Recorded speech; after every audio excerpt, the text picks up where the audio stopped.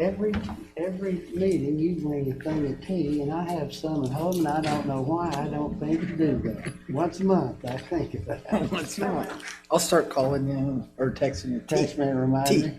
Yeah. Bring two. Yeah. Or I'll text you, bring two. Or I'll grab one out of our vending machine.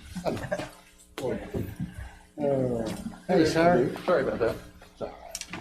You're right on time. Yeah. Efficient. Very. Now that I say that every month, I'll be sitting there going, dang it, Brian, I forgot your tea.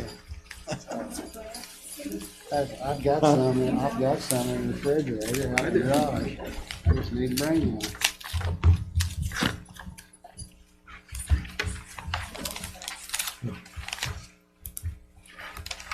How's your family?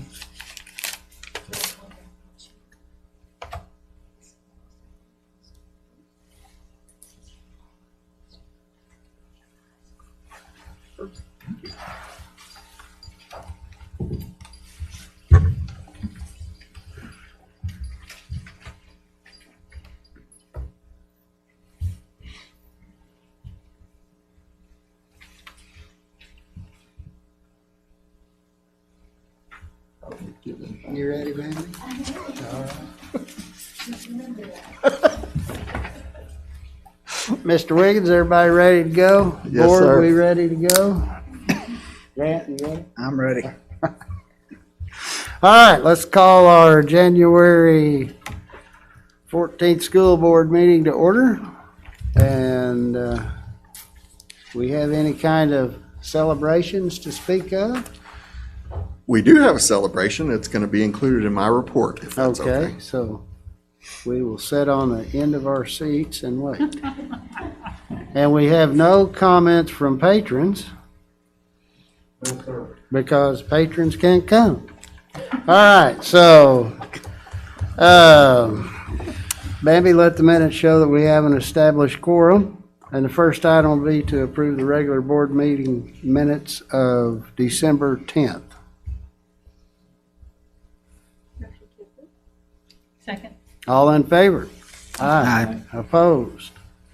All right, we'll jump straight to reports, and Mr. Wiggins. Okay, so January is School Board Appreciation Month, and in front of you at your seats, you have a packet of appreciation letters or cards from each of our buildings, signed by most of our staff. Not all of our staff, as far as I know, and a proclamation from the governor declaring this month School Board Appreciation Month, and a certificate of appreciation for serving as a school board member. You also have a little gift, the finest Christmas ornament that the district could find, a nice little panther in your bag there.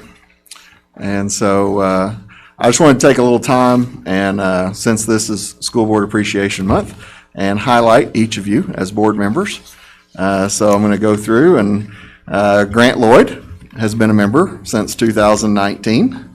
Grant is owner, manager, CEO of Alternative Design here in town. Travis Jackson is our legislative liaison for the school board. That'll become important this year because it's legislative session. Yep. Travis has been a member since 2018 and works at Saatchi & Saatchi in Fayetteville? Fayetteville, okay. And lives here in the middle of town. Connie Matchell has been a member since 2017. She is our board secretary, and she is retired from the school district and from John Brown University here in town. Audra Farrell is our vice president. She has served since 2016. She is HR manager at Lazy Boy here in town. Brian Lamb is our president, and he has served since 1998 on our school board. If my math is correct, that will be 23 years this year. Sure. And Brian is the manager at our local Harps store. So highlighted each of you. I want to say a few things, and I actually wrote some things down because I wanted to make sure that I said what I wanted to say tonight, okay?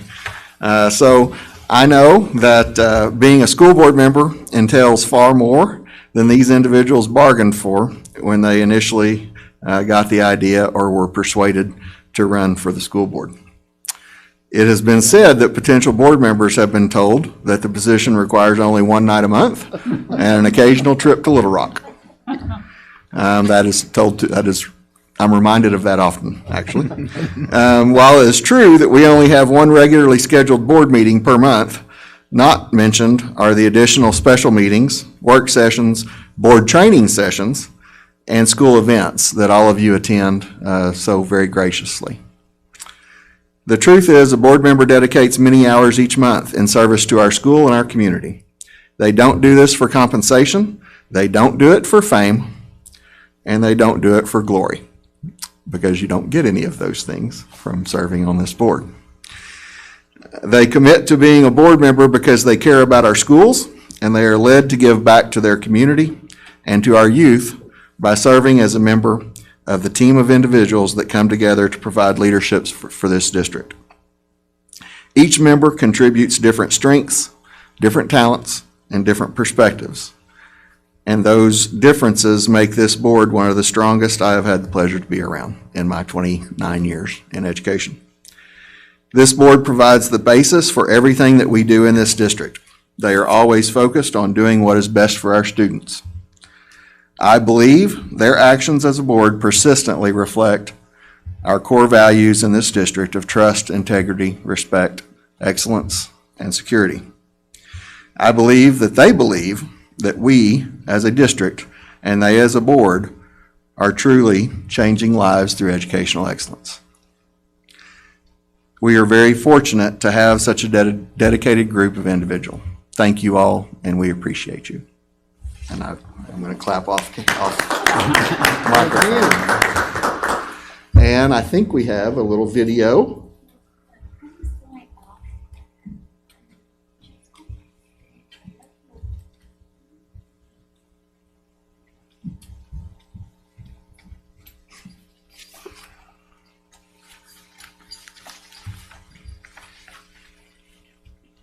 Bambi, you prompt me and I'll turn it back on so you won't have to get up. New duties of whoever sits here. The school boards are cool. Thank you to the school board for supporting us through these complicated times. Thank you for helping keep us safe. On behalf of the Silent Springs Middle School FFA, we would like to thank you for your support. Thank you. Thank you, school board. Thank you, school board, for all the work that you do and for always encouraging us. Thank you for all you do for us. Thank you, school board. Thank you, school board. Thank you so much for everything that you get for this school. I'm so thankful for you. We love our school board. Thank you, school board, for serving our district. Thank you, school board. Thank you for your hard work. Our board members are the best. Thank you, school board. Thank you for your hard work. We appreciate you. Thank you, school board. Thank you, school board. I love you. Bye.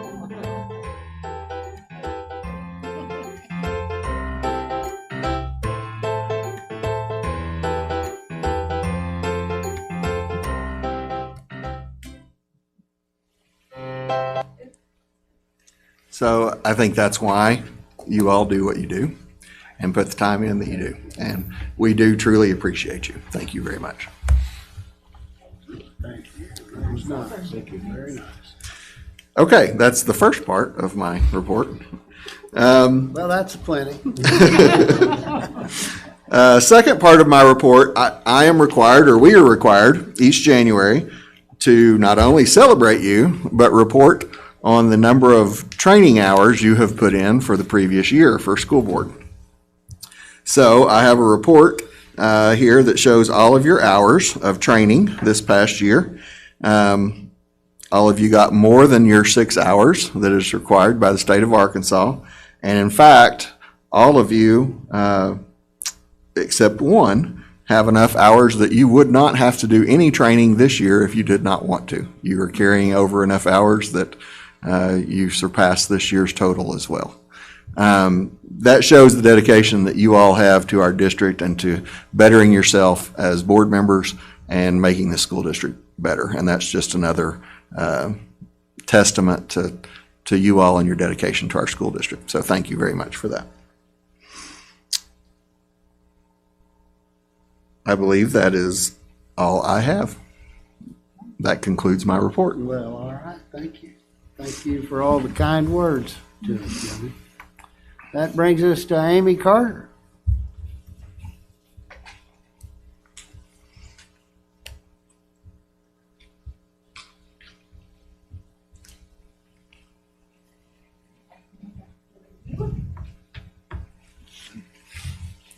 Thank you. Want to take one and pass them down? I can do that for you. Okay. Take one, pass them down. Is that enough? Yes.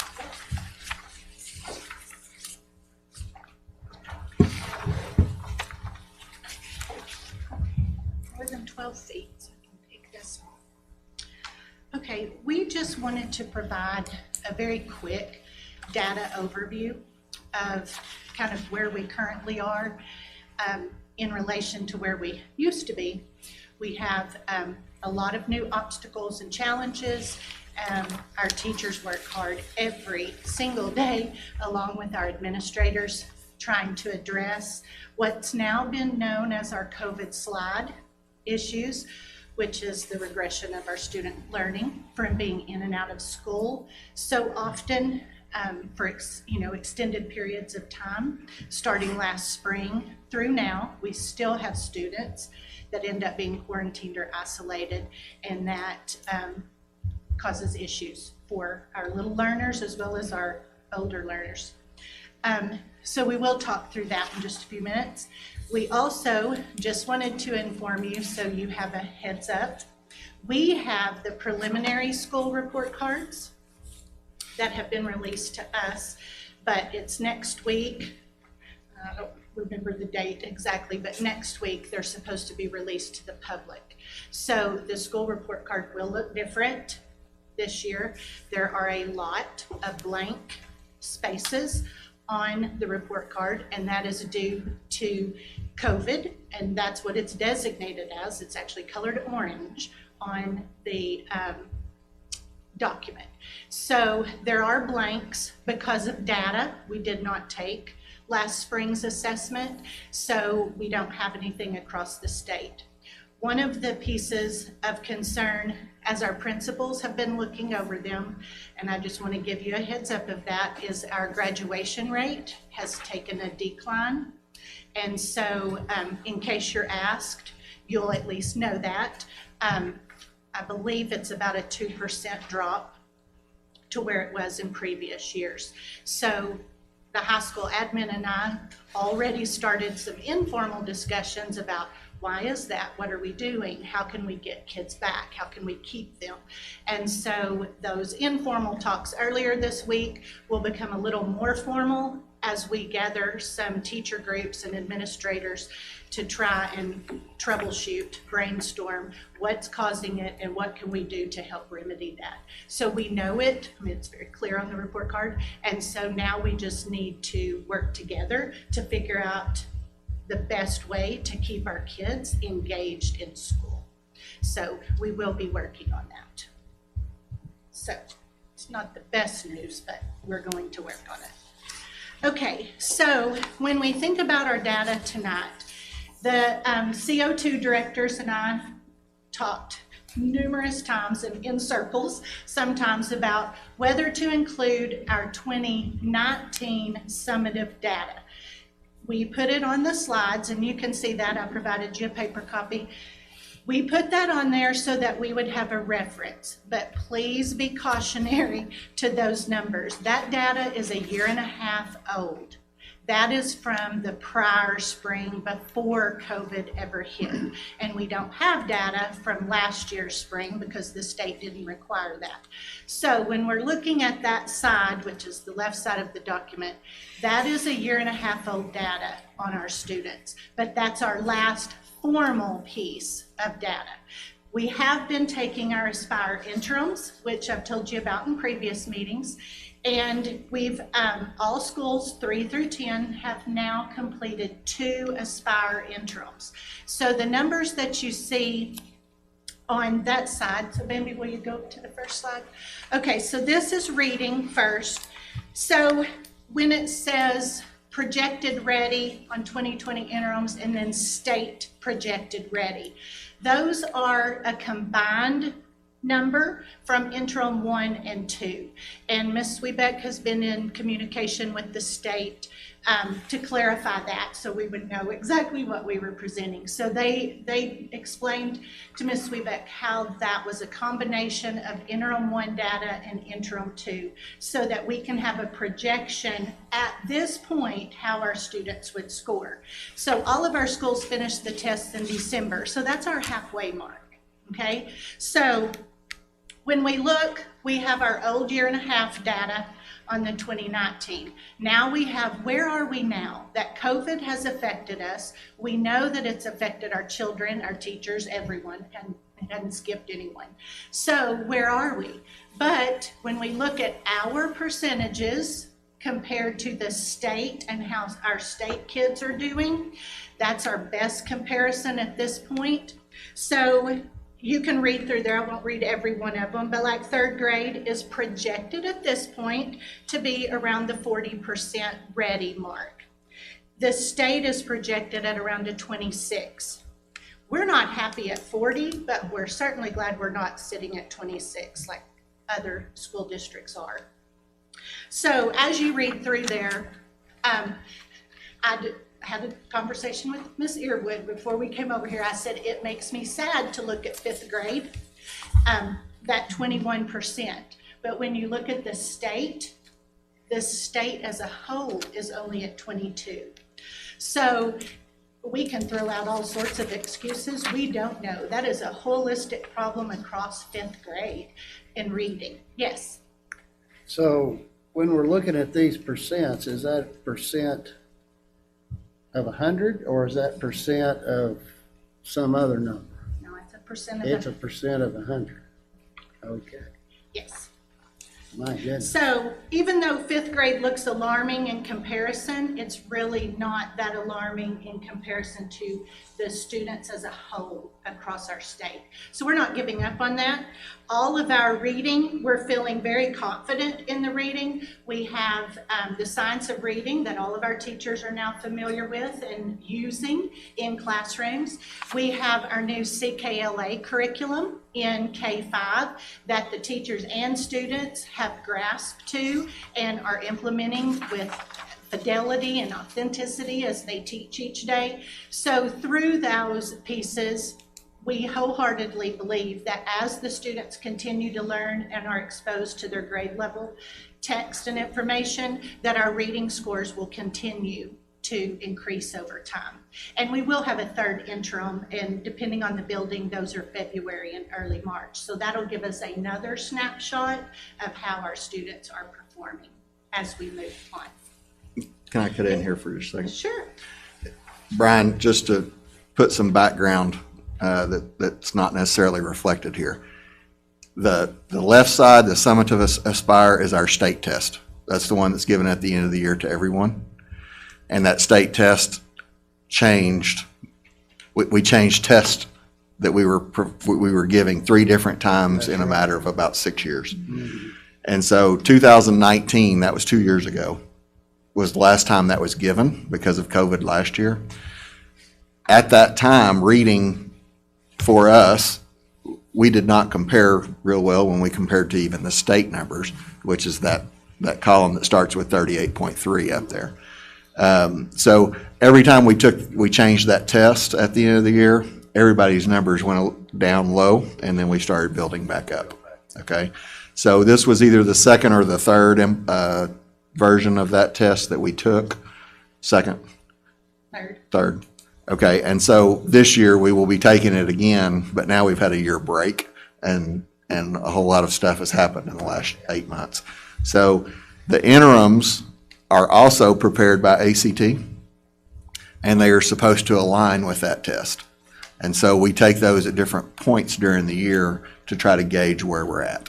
Okay, so hopefully that gives a little context. Yeah, that helps. Does that interim test then, is it like the same, like they would take everything they would have to know at the end of the year, and it's the same test, kind of, in a way, maybe not the same questions, but same test given beginning, middle, end. So they don't have all the curriculum yet. Correct. So you Correct. wouldn't expect. And you really see that on the math page when we turn here in a minute. Okay.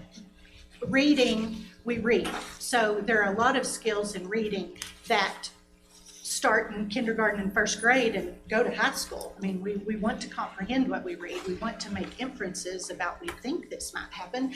All of that is a continued process. It's just our text, the book or article in front of us gets more difficult for vocabulary. So a lot of our reading skills we practice over and over and over and over. In math, some of those we also practice over and over, but there are a lot of independent math skills at certain grade levels that might be taught in 4th grade, but not be taught again until 7th.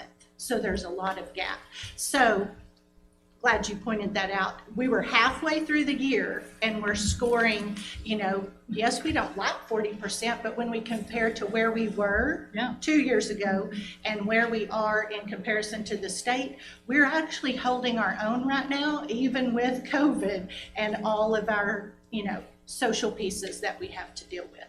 So that is, and when you look down through there, we really are either just a fraction above the state. 8th and 9th grade are equal to the state. So we are making gains. And if you compare to where we were in 2019, we have a lot of our grade levels that have also halfway through the year met the same percentage before. So any more questions about those reading percents? Yes?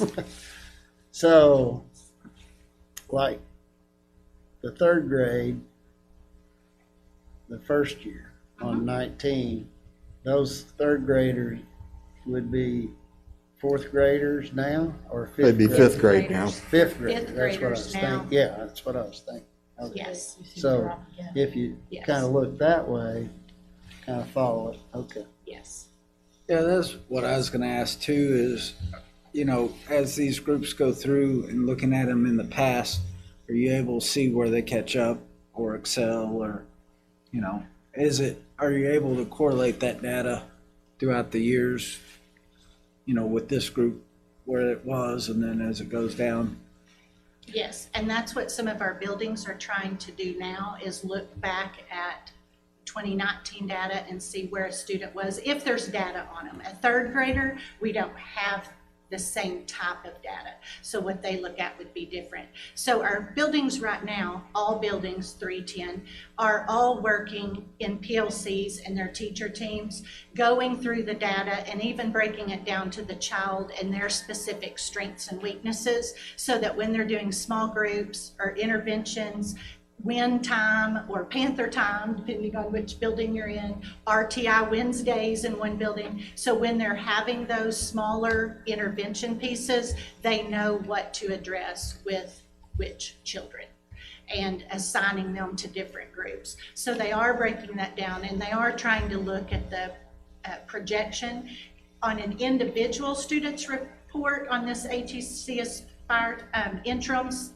They can, they get projections of where they think they will perform on the next interim. It's a little line graph. And so they do get projections, and that also helps to see where we should be by the time we take interim 3. And I don't want to, take too much, but, it's obvious on ours as well that, like the 5th grade, not to pick on that, but that's a number stands out. Ours and the state is both on a lower level across the board. So it's not just 5th grade in Siloam Springs, but you see a drop, same thing in you know, the seventh grade and, or not seventh, but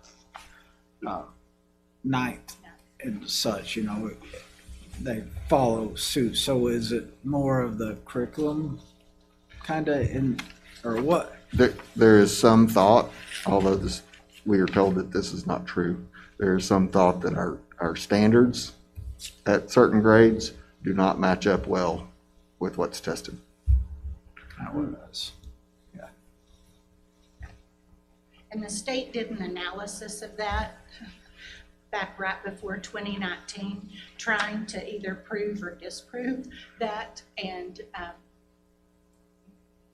they say it's not so, but when you see it across the board, you're exactly right. It's not just Siloam children. It's all of our Arkansas children struggling with like that fifth grade assessment and how to do that or what to do. So certainly standards can play a role in that. Okay, so if you'll turn to the next slide, this is our math. And this is where when Dr. Matchell mentioned, you know, they haven't been taught everything yet. Most definitely, you know, that taking this test in early December to mid-December, depending on which building, you know, they've barely had half of their skills for the year. Also, thinking back to our COVID issues, many of our students have been quarantined or isolated, been in and out of school, along with many of our teachers. And so even though we're doing a great job at teachers keeping up the pace and students attempting to keep up the pace, that in and out does affect their learning. It's not a constant rate of learning, and so going in and out does affect that. So when we look at our math, our numbers, again, when we look at where we were at an end of the year test, it doesn't look pretty, but we're only halfway through. So that doesn't stress me out too much. Again, we have new curriculum in K-5 with our illustrative math that now aligns with our 6th through high school that have been using illustrative math for a little bit longer period. And so again, when we look at our 2020 projected ready with where the state is currently at projection, then again, we can see that though they're not pretty percentages, we are maintaining that we are with the state or a little above on each of those. So when we think across again about all 5th graders or all 6th graders, this is where that comparison can come back. But we're quite a bit lower than when you compare the reading to the math than we were in 2019. Yes. Yes. 10th grade, I'm assuming geometry. Yes. Yeah. The 10th grade? Well, is that? But again, if you've only taught half of the geometry Right. curriculum and you're taking a yeah. test on. So we anticipate those scores will come up before the end of the year. yes, and the test doesn't just cover geometry. So those 10th graders have to remember all strands of math that they've been taught up to 10th grade. So it's a general math. Yes, so 9th and 10th grade take the exact same test. It is called the EHS, which is early high school. So 9th and 10th grade take the exact same assessment. So when you look at the percent, you think, man, well, it's heavy in algebra. And what do 9th graders take? Algebra. So there's a big difference. By the time they get and sit in a geometry class in 10th grade, they're learning new geometry, but for this test, they can't forget the algebra that they learned the year before. So it's that one, we look at that often. Ms. Morseman, the instructional coach, and I just had some conversations about this assessment today. because we have to go back to looking at those individual standards that are addressed on the test. And one of our strategies we use is looking at all of the 30 questions or whatnot that's on the test. What standards have we taught? And so we, look through and highlight those. We, of course, want to look at those. For the standards that have not been taught, then we kind of look at those and say, when are they coming up? When will they have instruction? Unit 5, Unit 6, that kind of thing. So we don't just totally sidestep those, but if they haven't been taught, we just make sure that they're in the upcoming curriculum. But we go back to what have we taught? Well, some of those standards have been taught 1 year ago, 3 years ago. On the high school test, there are some 7th grade standards. There's some 6th grade standards. So it's really that spiraling and maintaining of their mathematical knowledge. And that's where we see the deficits come in, because they get so driven on, I'm in geometry and I should learn just the geometry. So. Are we able to see other districts' scores, like the ones that do well, or? On interims? Yeah. Only if we ask them for them, because they're not necessarily like on a public platform where we can access. But when we look at the states at 17 or 26, the 9th and 10th grade, and we're at 32 and 19, we're at least, looking generically across the board, we're at least maintaining or beating the state average a little bit. It just doesn't look pretty at 19. Travis, we can get individual districts on the end of year, but not necessarily the interims. Because the interims are more for our information, just checks. To drive instruction on what do we need to go back and reteach. And I guess my thinking is, a school district that's doing really well, get some learnings from them on if they're doing something different, or because I assume curriculum grade to grade is not the exact same in every district, right? But standards should be, but the curriculum is not. Should be, and does the state lead the curriculum, like you should take this curriculum, or is it up to individual? No, it's up to individual districts. Do we know if They give we're standards though. right? Yeah. Okay. So we do compare ourselves to other districts, especially, and our co-op does a great job of that after the summative end of year. They do a lot of the data analysis with us in showing comparisons about all 16 districts within our co-op region, and they help do a lot of those comparisons. And Mr. Wiggins will remember, we really looked at that in our math last year, and we really have great math scores compared to a lot of other districts our size, as well as districts larger than us. So we look at the numbers and are cautioned, but when it's looked at across the board, they really aren't that bad. Said lightly. Okay, anything else about math? Okay, so our last piece is the science. And again, you know how the chart goes. So we have the summative. So again, that's our 1.5 year, 2-year-old data. And then we have our current projection within science, and then how the state is performing on those same science assessments. So science is not science content. So this test isn't testing how much a student knows about the water cycle or the plants, those type things. It's testing, can students read and interpret data, pieces, charts, tables of information? Can they read this scientific scenario and make a hypothesis about, I think this would be the outcome? And so the science piece is heavy in math, and it is also heavy in reading. They have good chunks of reading pieces that they have to read to be able to answer the questions. So it is all scientific information, but it's not specific to grade level content for each grade. And so typical of the ACT. It's exactly like the ACT, which is where this is built from. Yes.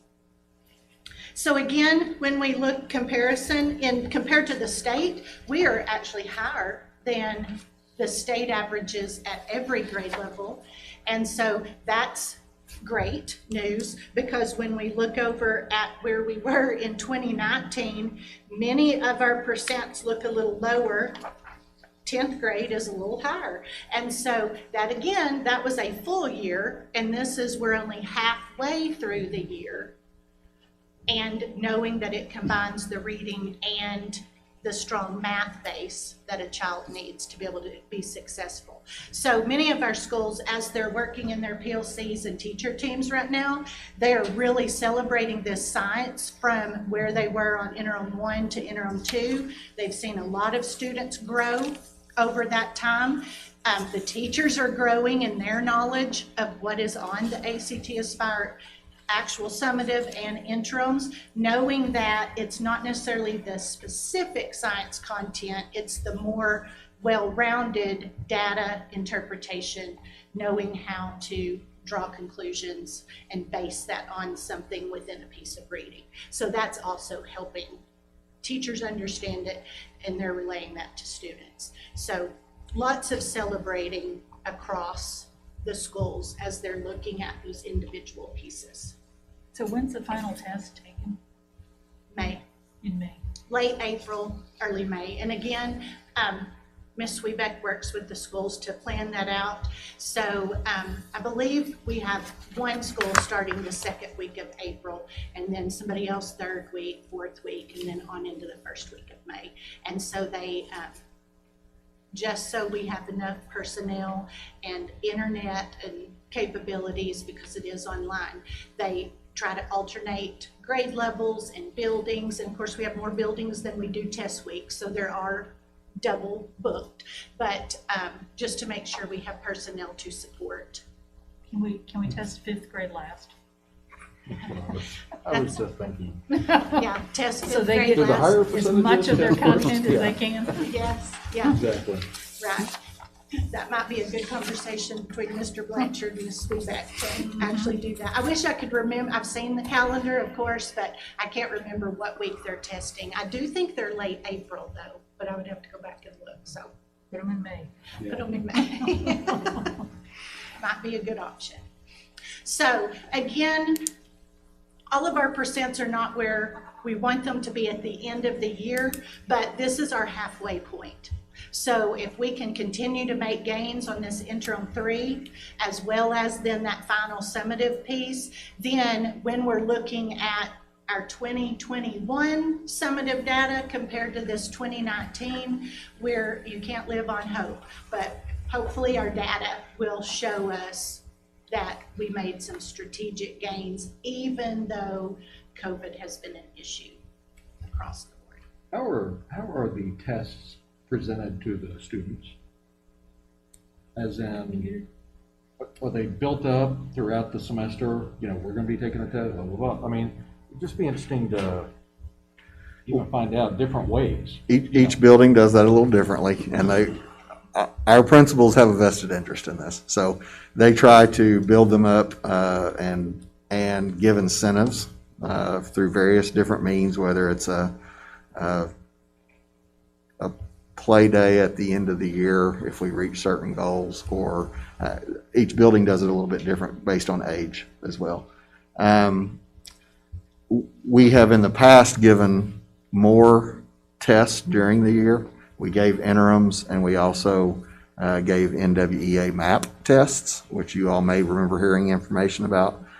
And at some point we decided that we possibly were wearing them out before the one that really mattered. Right. And so we've cut back on that. We are no longer participating in NWEA MAP, and we're just giving the interims, hoping that that gives the kids some relief from taking them so often and getting worn out. Each principal does something in their building to try to encourage participation and effort. Right. We found, years ago that high school did not take these as serious because they were focused on the ACT or the SAT, so when this came, it's like, well, what's going to happen if I don't do well? you know? And so who cares? They're just filling bubbles or, you know, click the computer. And the importance of our interims, even from last year, because we did take a few interims last year trying to prep for the real deal, and then to this year. The teacher's understanding and knowledge and the principal's understanding and knowledge of what we can actually get out of this data, breaking it down to the individual math domains, individual student, and seeing Amy's specific weaknesses she needs to work on and breaking that down, all of that is grown. The more we dive into each assessment, the more understanding. And so our high school, since you mentioned that, Dr. Mitchell, they're working with students to make goals for what do I need to do on the next one? Here's where I am right now. What do I need to do? And earlier this week, I worked with a couple of the admin and the instructional coaches on their next PLCs and how to get the PLCs diving into that data per kid so that they'll be ready to have some of those let's set a goal discussions. And so that same mentality is through most all of our buildings now, especially in 310. One building is holding individual conferences with teachers so that that one-on-one time is there and they can specifically talk about all the students or at least those that the teacher's concerned about. And so just growing and developing that deeper understanding of what type of data we can get out of this and how that can help our instruction is growing. And I think helping kids understand that this is the tests that they think are important. This is leading to that, you know, that it's not one of those things that's just another thing. It's helping support those tests that they care about. So. Any other questions or comments? Okay. Well, thank you for your time. Thank you for asking questions.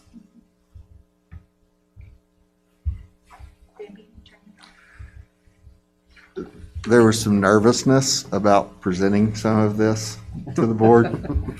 And it's because of the numbers themselves. They don't look good standing alone.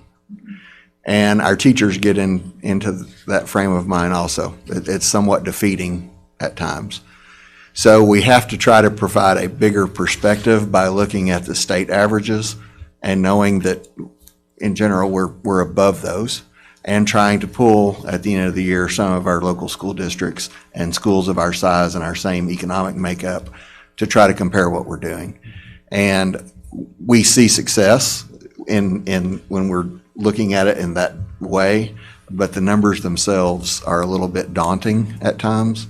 And so I want you to know there was some nervousness in presenting data to you all. So thank you, Amy. The way my brain works, first thing I think is I want to see it graphed and with the state and with where we are, you know, that you can correlate, like I was saying, you know, when it's 17 and 19%, it's devastating, but you see that it's across. Right.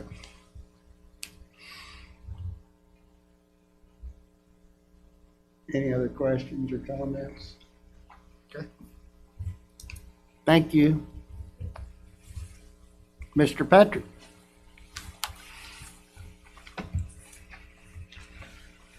So I'm going to pass out a packet for you, and I'll explain it. Just a second. Thank you. Ooh, Thank you, sir. lump sum. Holy moly.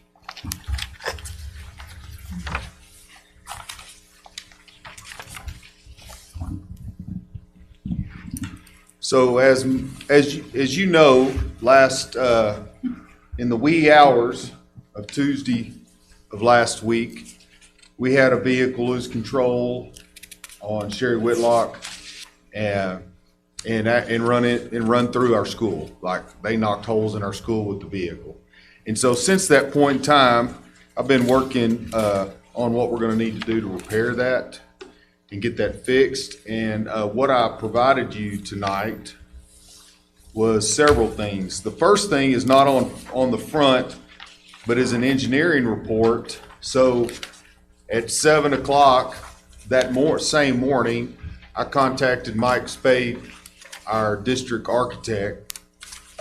He contacted an engineer and met us out there at that building so that we could determine whether that building was safe for people to be in. Because there, as you can see from the pictures, there was literally 2 holes completely through the exterior wall, and there's a large damaged area. Once the engineer was on site, evaluated everything, by the end of the day, he gave us a letter saying that, he told us verbally that the wall was, the structure was, integrity was still intact. There was not a chance for that structure to fall, and that we could once we got the building secured, we could let kids back into that part of the building, and we were able to do that by that afternoon. And he provided us this documentation of that. And then also at the same time, I contacted Ellingson Contracting and had them come out because we needed to know what we were looking at to get it fixed. And this morning, actually, they finished the proposal, and based on, we've contacted the state facilities department, and they have okayed this to be allowed to be under the emergency repair provision, which means that you do not have to have it bid. We can if we choose to, but we don't have to. We can move forward with a good bid. And so they provide us this to give us a cost estimate. Now, I am not presenting this tonight asking you to approve, because we are working with our insurance company to develop a plan of how we're going to go about paying for this. The driver was insured, so there is insurance out there on their side. And so we are waiting on our insurance adjuster to look at this proposal along with the damage and see if in their mind it matches up. And then we will at some point be asking you to approve us to get this, to get started and get this fixed. I would like to be able to get started as soon as possible, but there are obviously things we have to do first. And the building is sealed at this time, waiting. And actually, later that week, I had Ellingson go ahead and come in and build a construction wall on the inside, so to block off that whole area around that damaged section, so kids couldn't even cross over the yellow tape and go over there and mess with it, even though it was covered. We wanted to build a full construction wall that goes all the way to the ceiling. And so that's there, it's secured, and this proposal indicates that the cost of it is going to be just under $60,000 to repair. We're literally going to have to take down that whole section of wall on the outside, and then on the inside replace a large section, and to do that. If you look at the pictures, you see there was, at first look, you think, well, it's just a little bit of damage down here. You replace some block and some brick, and you go. When you go out there and evaluate it, at the top, when it hit the bottom, it shoved the top out and pushed the bottom in. And so we're going to have to take it all down. Mr. Wiggins and I talked about it. We felt like that was the best thing to do, to do it completely right, so that we don't have issues down the road.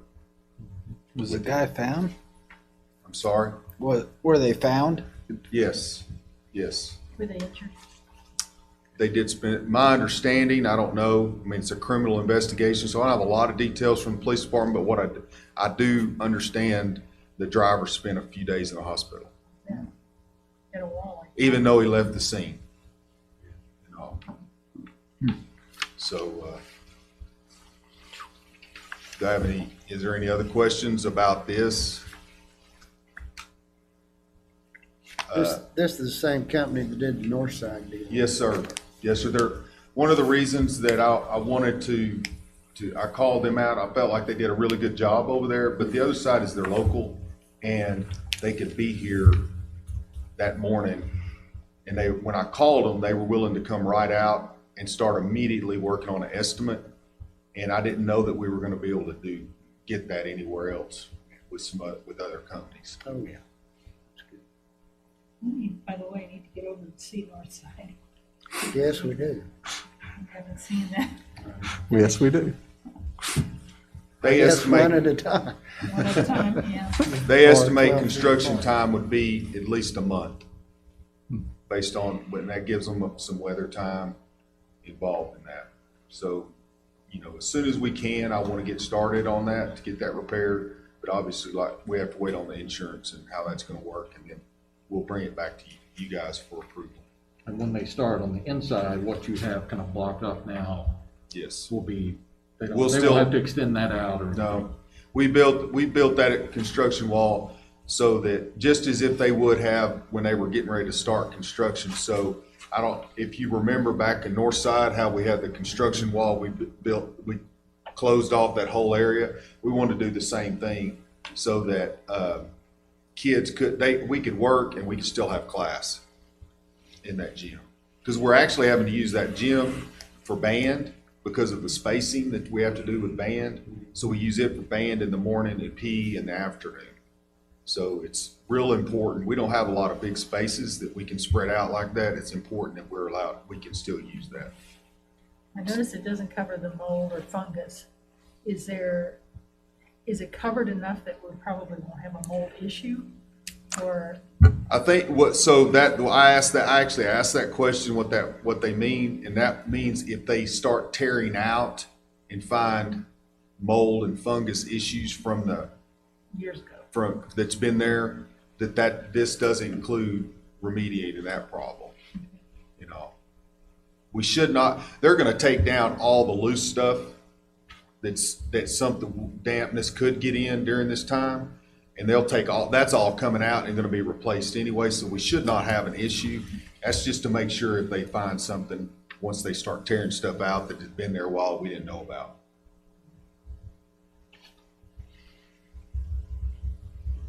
Need an overhead door there instead, so they can drive through next time. There you go.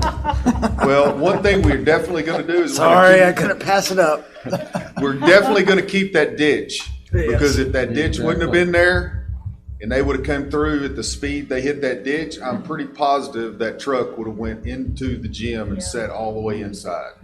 There's really no doubt in my mind, and I've seen some pictures of the truck before they moved it, and the front end was crushed in at least this far. Like that motor was shoved way back. It was bad. It was a pretty bad deal.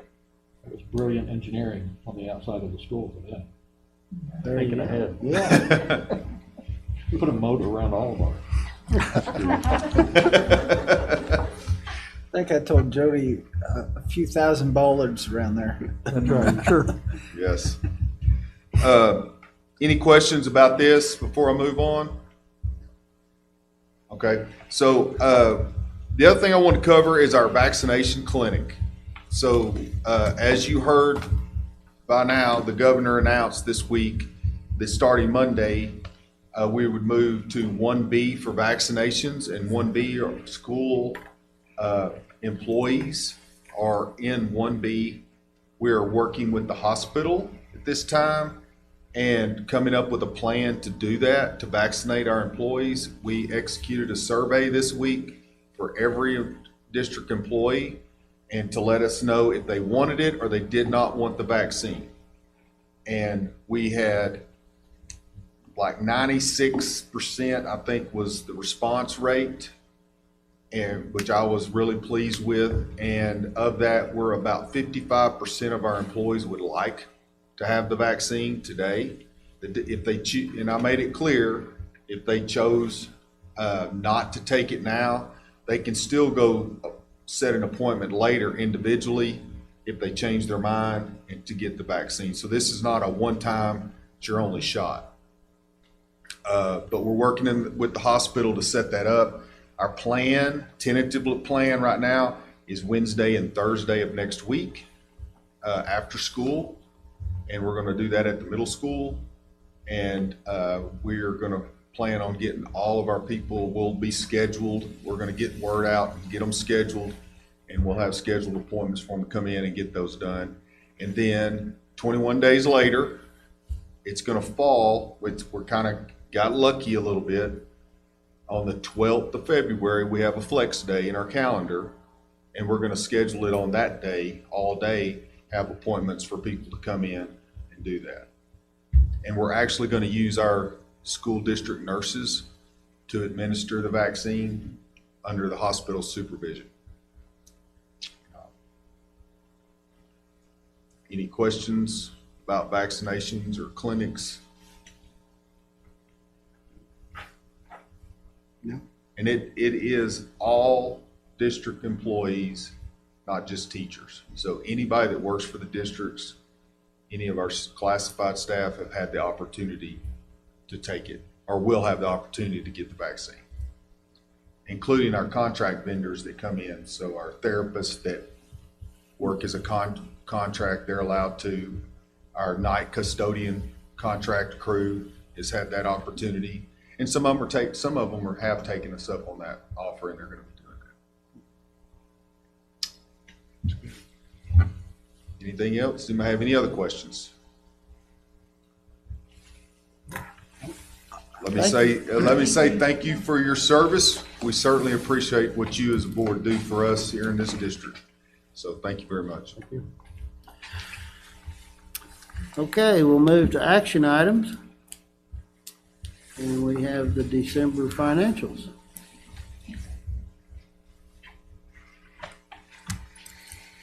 We've made it halfway through our school year, guys, for our finances. That's pretty awesome. We are, like I said, we're 50% through the school year, and we've collected 55% of our projected revenue, which is exactly where we were this time last year. We are running neck and neck with our performance last year, so that's a good thing. It's an extremely good thing. If you will look at your graph on our local revenues, you'll notice that we are a little bit ahead of where we were this time last year. We're actually $233,000 more this year than we were at this time last year. So that's all a good sign. Our expenses for the year, teacher salaries are running at 43% of budgeted, and that's exactly where we were last year. And our other operating expenses, we were 46% of the way through our budget. We're at 46% of the way through our budget this year. So I think that's kind of extraordinary. Just a heads up, over the next couple of months, I don't know if you've heard, but we have been awarded some more COVID money for our school districts. So I'm going to be reallocating some expenditures. So you may see these numbers change a little bit over the next few months as we work to reallocate expenditures for COVID. Just wanted to give you a head. Yes, sir. Where did that money come from? Well, that money came from the state that the government gave to them. Yes. Federal flu. Mm-hmm. It came from the federal stimulus that was passed just before New Year's. Okay. So our state got another round of stimulus money for education specifically, and it was designated that 90% of the money the state received for education out of that stimulus package had to go directly to schools. So they used the Title I formula, how we get our Title I money, to allocate it out to the districts, and we will be getting that money fairly soon, or at least start getting it. And we have the ability to go back and reallocate some of our expenses that fit the strings that are attached to it. If we paid for it out of district money, we can go back and reallocate that money to come out of this money instead. So, good. Sorry. Oh, no, hey, keep going. You had me entertained. So, yes, Jody and Shane and Amy and I are sitting down as we try to figure out what we can shift around and stay within the parameters of the money that we have been given. So some of these numbers may look weird in the next few months, or they might not. So we'll just have to see. Do you have any questions for me today? Okay. I move that we accept the district financials. Second. All in favor? Aye. Aye. Opposed? Now we're going to adopt a proposed budget of expenditures with tax levy for fiscal year beginning 2022. This is something we do every year. We have to pass a tentative budget or a planned budget for 2 years from now. So the budget document that is in here is for 22-23 school year. Beardsley Financial provides us this document each year, and basically they take our budget and increase it by 2% to project what our budget might look like in 22-23. And state law requires us to pass this ahead of time like this. The only thing in the budget that is an actual expenditure is the bonded debt payment, which Beardsley obviously knows exactly how much we're going to owe that year. So it's exact. Everything else is projected up 2%. As part of this motion, you will also hopefully be approving the sample ballot for the school election this year. Connie will be running, hopefully. I don't know. All of that hasn't been done yet, but Connie will hopefully be running for her school board position. During COVID. And so this is just a sample ballot, and the county actually now makes the actual ballot, but we still have to approve the sample ballot. And at the bottom of that sample ballot, it says we have to have the vote on the 45 mil school tax. Even though it will not change, that is what it has been, that is what it will be. It has to be on there by law, and so every year it's on there, and every year people vote yay or nay on that, and it matters not, because if it does not pass, then it reverts back to what it was last year, which was 45 mils. So I would recommend that we approve this budget and the election documents, and the statement or the motion would probably need to match as it's written on B there on your agenda. So motion to adopt proposed budget of expenditures with tax levy for fiscal year beginning July 1st, 2022 to include and including June 30th, 2023, and approve all related election documents. Second. All in favor? Aye. Aye.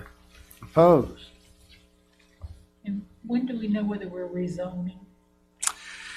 We are being told, and Bambi, correct me if I'm wrong, we are being told that since the census has been pushed back a little bit, they have not actually released the census numbers, that it will be in the spring after the census numbers are released, and then we will be contacted, we believe, if anything needs to be rezoned.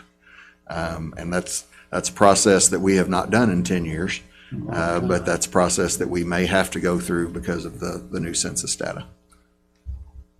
Do not know yet officially. Would that affect your zone? Could affect whoever's got more. Theoretically, it could affect all 5 zones. All 5 zones. But just you're collecting signatures.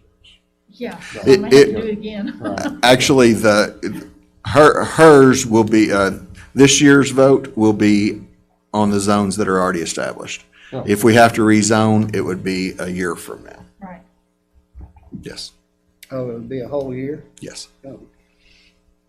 We would be in the process of establishing what those look like over the course of the next year, and then it would go into effect And next then year. it'd be, makes sense.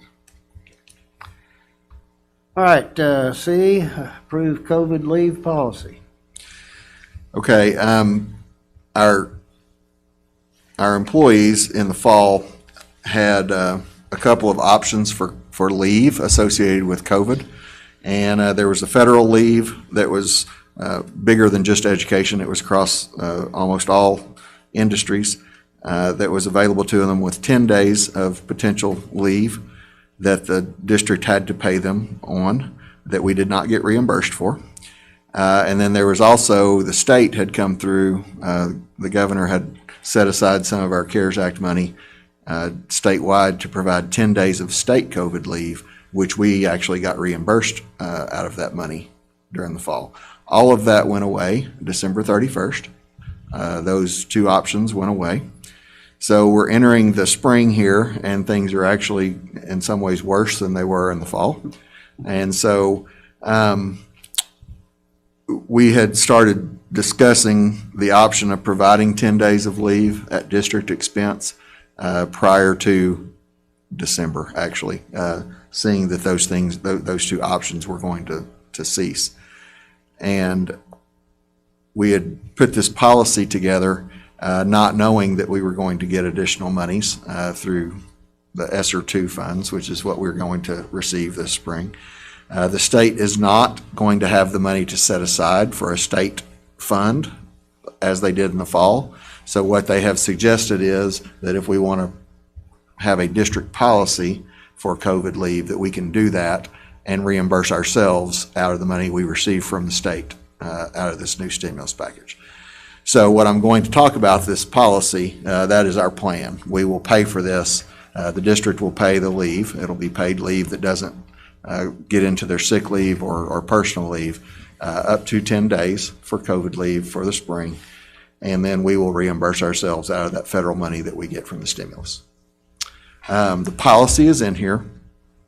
We have had our district attorney look over it and have gone through. Basically, it will provide all of our employees up to 10 days of paid leave for the spring if they test positive, if they experience symptoms and are seeking a diagnosis, if they are a probable close contact or a close contact and have to be quarantined, or if they have to provide care for a dependent who is subject to quarantine or isolation order.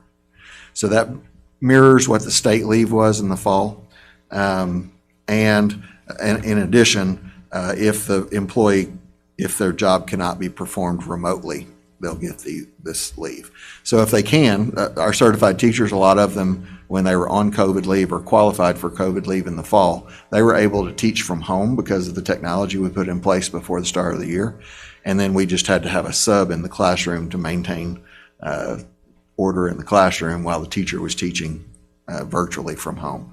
And so that'll still be an option, and that does not count against this leave. They do not have to take a sick day or a COVID day if they're actually working from home and teaching. How often did that happen where a teacher actually had COVID, felt fine enough to go ahead and teach, and she did? If they have COVID, they're out. We in the fall, if they tested positive, right, we did not give that option. Gotcha. Because we wanted them to focus on getting well.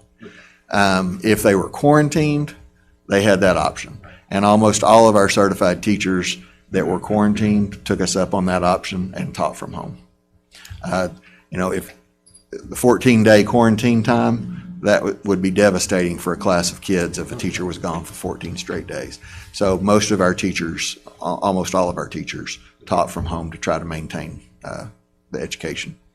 For those that have had it, tested positive or test positive for the antibodies, is the close proximity, what are you doing with them if they come back in contact? Are you still quarantining them again? Yes. Well, they have a 90-day window. If they test positive for 90 days, we do not quarantine. We would not quarantine them if they came in close contact. That's our guidance of the Arkansas Department of Health. But once that 90-day window is over, and we also don't recognize antibody testing. So I've had parents call and say, I want to get my child tested for antibodies. If they have them, do they have to be quarantined if they come in close contact? And I say yes. The only thing that keeps it is if they have tested positive, it falls within that 90-day window.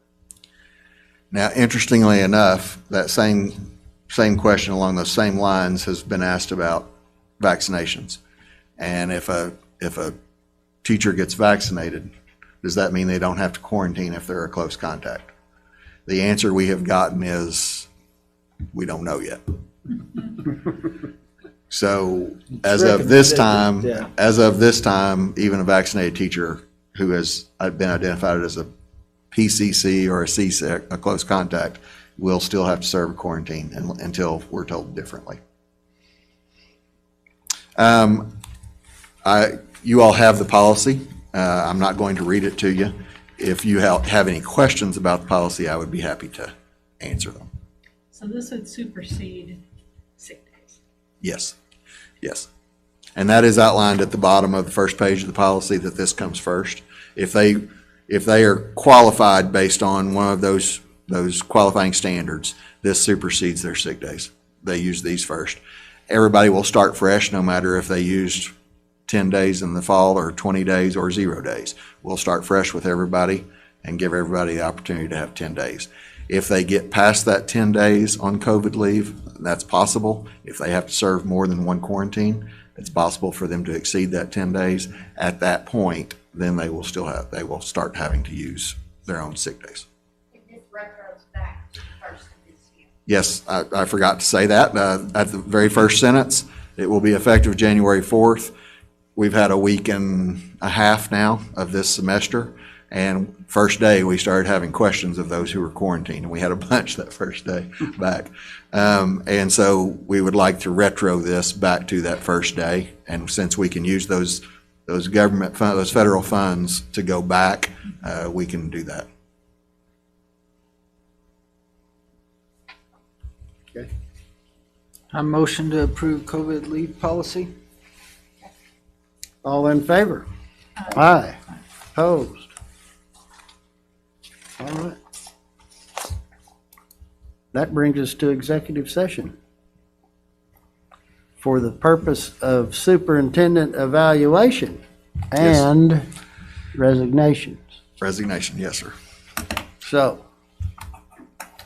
Not my resignation, but yes, there is a resignation. Yeah, your name's not really on there. I was thinking that when I said that. You put that in with evaluation and. May have to add another name to that after we get done with it. Okay, so are we going the same spot? Yes, sir. And you will take us there and then come back here, I guess. Oh. And then we will text you, I guess. Oh, I'm not going with you, am I? No, but you got to. I'm going to let you in. Yeah. Or we can do it the other way around. I can do it.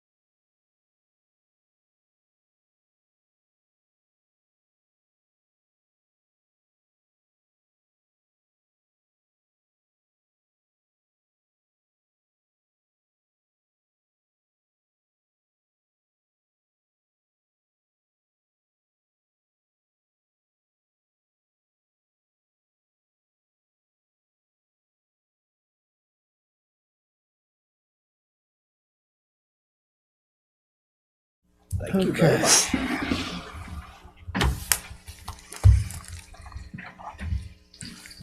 All right, we're all back. We'll call ourselves into open session.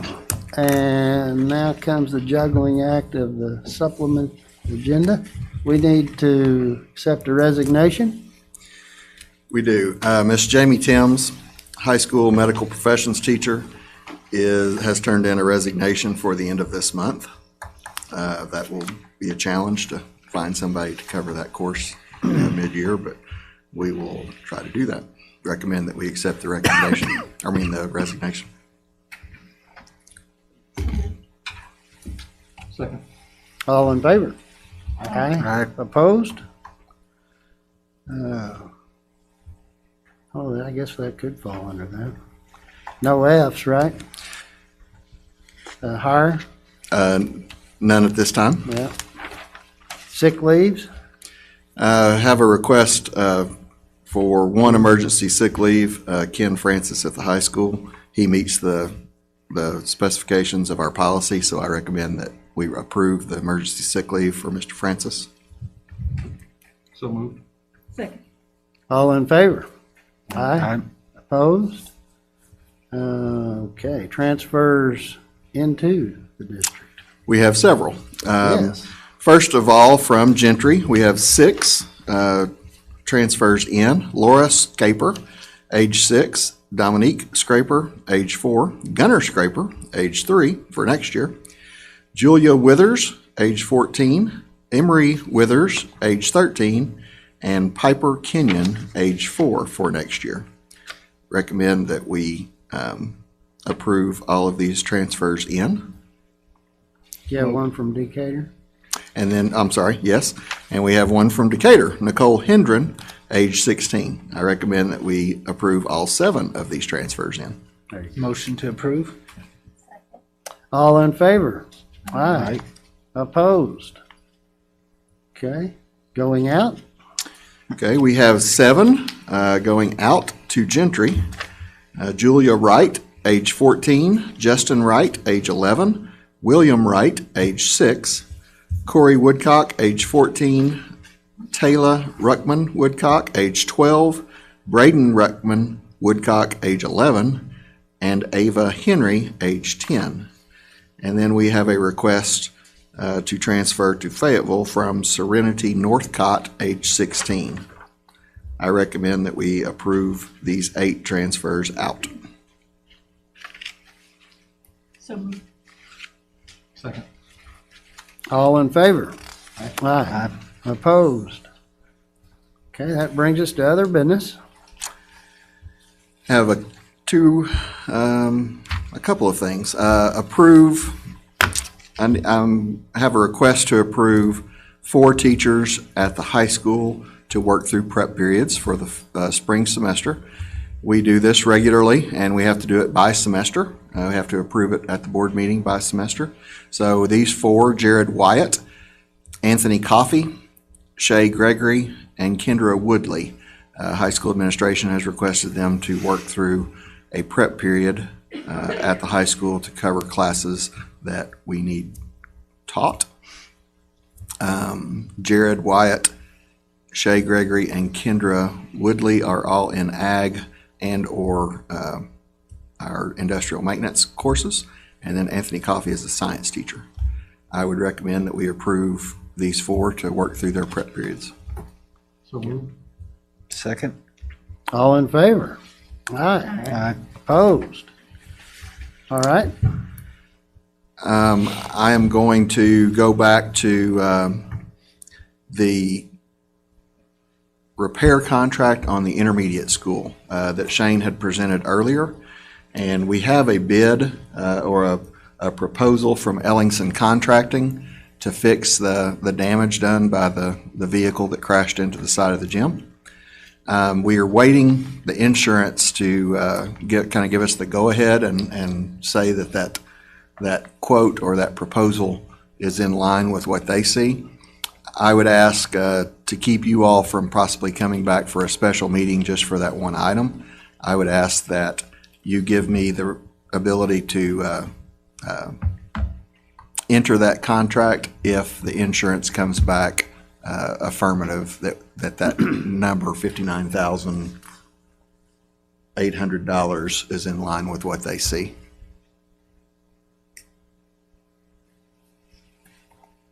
So moved. Second. Do we need special wording, or is that good enough? No. Wording would be that you're approving superintendent to enter into a contract with Ellingson for $59,800 to repair the intermediate school if the insurance is worked out. So a motion to approve superintendent to enter into a contract with Ellingson Contracting for $59,800 if the insurance comes back approved. Second. All in favor? Aye. Opposed? Okay, next item, our board meeting. We are limited in our numbers to attend our board meeting as a public meeting by order of the governor. If you have more than 10 in a public meeting, you have to submit a plan to the Arkansas Department of Health and get that plan pre-approved before you have that meeting. I would like to suggest, we did not have time to do that prior to this meeting, so we have limited attendance to 10 this evening.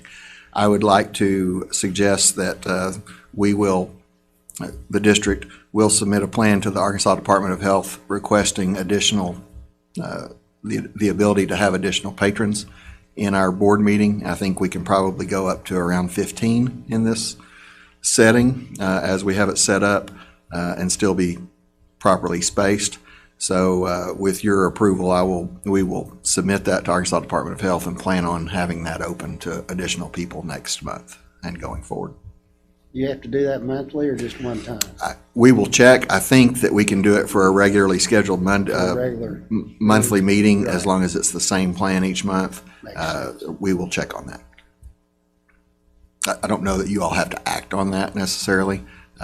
Just if that's okay with you, give me a head nod and we will proceed with that. I have some transfers, classified resignations, and hires to go through really quickly and let you know about. We have classified transfers. LC Umana, Northside Special Ed Paraprofessional, is going to be transferring to Allen in the same role. Classified resignations, Irvin Stanley, Transportation Driver. Fred Tone Jr., Transportation Technician. Lynn Dan, High School ISS Coordinator. Those are resignations. And then classified hires, Jason Curry, Transportation Substitute Driver. Deidre Suda, Kindergarten through 4 ALE Paraprofessional. Megan Main, Intermediate School SPED Paraprofessional. And Carlos Zeladon, Migrant Paraprofessional. And then you have one other issue? Yes, we have the pleasure of rehiring our superintendent that we need to do. I guess we could have done that under F, but I thought we'd wait to the end. So, a motion? I'd like to make a motion that we extend the superintendent's contract an additional year to keep it at a 3-year contract with a 2.75 index. All in favor? Aye. Opposed? Now we need to say something, so I'll start out. Jody, we appreciate your hard work and through these trying times, and I think you've done an outstanding job. And the core of your team, all of you guys appear from the outside that you all work well together and respect one another, and things are going really well. And we know that test scores are a little problem, but I'm sure they are in every district with the COVID and all this, and we'll work through that. And we just certainly appreciate your leadership in the district and the values and the vision and the mission. You're following that, and look forward to another year. Thank you very much. Anybody else want to? I'd like to second that. It's been a tough year, and you've done a tremendous job, and I think you mentioned the team, the core team here, I mean, and throughout the district is a direct reflection of leadership. And just congratulations on a hard-fought year so far. We're still going, but well done. Thank you. Well, we have a wonderful board, we have wonderful staff, and I have a wonderful team. So makes it a good place to work. You've been the glue that pulls us all together. So I appreciate that and appreciate your leadership. Thank you. Ready to adjourn? Second. All in favor? Aye. Meeting adjourned. Documents to sign. I knew that was coming.